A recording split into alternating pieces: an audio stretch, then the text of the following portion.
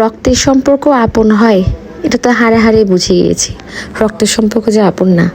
আসসালামু আলাইকুম, সবাই কেমন আছেন? আজকে আমি চলে আসলাম আমার এক বোনের বাসায়। তার সাথে আমার রক্তের সম্পর্ক না, তার সাথে আমার আত্মার সম্পর্ক। মাশাআল্লাহ, আলহামদুলিল্লাহ। আপুর বাসায় আমি সবসময় আসি, সবসময় খাই, তারপরও সে আমাদেরকে দাওয়াত দিতেই থাকে। আর আমার বোন বিয়ে হওয়ার পর থেকে উনি যে শুরু করছে, ওকে ওনার বাসায় দাওয়াত দিতেই হবে।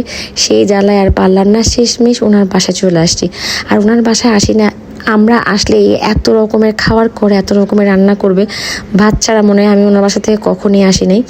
তো এতগুলো নাস্তা সে ফার্স্টেতে আমাদেরকে দিল, আমরা খেলাম।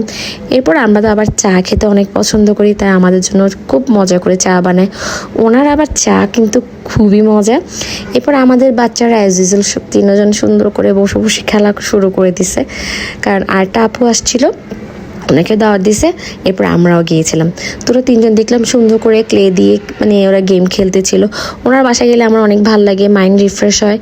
এই আমরা চারজন মিলে চিন্তা করলাম একটু ভিডিও করে নিই, কারণ অনেকদিন পর আমাদের দেখা হয়েছে। তো সেই কারণে আমার আবার শরীরটা সেদিন অনেক খারাপ ছিল, তাই আমার ফেসটা দেখতে খুব একটা ভালো লাগতেছে না, আমার চেহারাটা একটু খারাপই ছিল।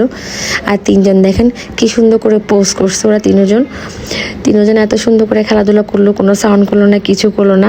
এরপর চলে আসলাম খাওয়ারের মানে ভাতের পর্বে।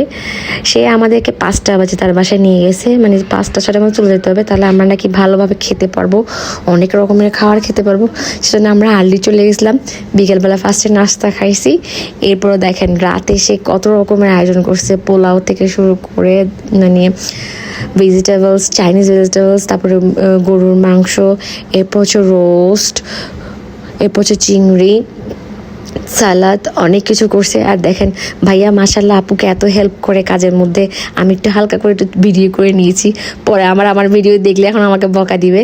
এই যে দেখেন আমার শরীরটা এত খারাপ লাগতেছিল, এরপরও আমাকে জোর জবরদস্তি চিপে আমাকে কতগুলো খাওয়াইছে কি বলবো। খাওয়ার পর দেখেন আবারও সেই দই মিষ্টি। তার বাসায় গেলে এত খাওয়ার উপরে থাকি, মাশাআল্লাহ কি বলবো। খাওয়া দাওয়ার পর আমরা সবাই বের হয়ে গেছি।